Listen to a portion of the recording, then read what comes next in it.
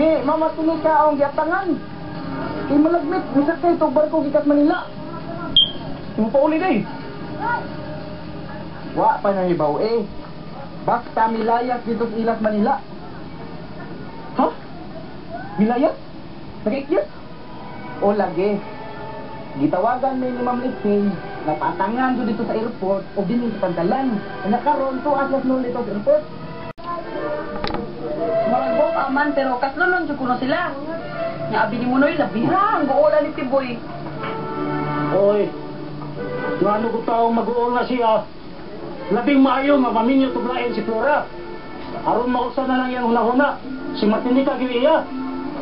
Bitaw, may pag si Martini ka iyang minyuan.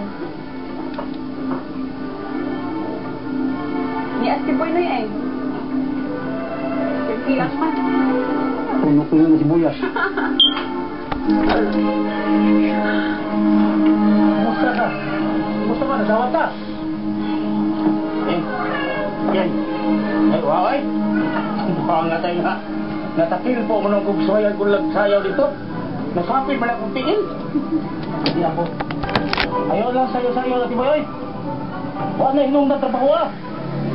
Ay, minut na tayo kay dagudak mo hatong kita ba? Hatong kita. Mas bayo pa man hinong ng kuwan. Hindag balot. Hindag balot niya ata man. Nga di naman mo piyal sa tatay kuwal na kunang yung balot. Ay nga naman di ay. Si kuwal ay nagluto. Diba kay si tatay kuwal kumain mo sa magtimplag balot ay. Ay, layo na kayo na sa kontrabaho Tiboy. Ako na itong giingnan ng among hepe. Na doon na pa'y bakante dito sa pagkakamandiro. Kung masugot ka kato na lang.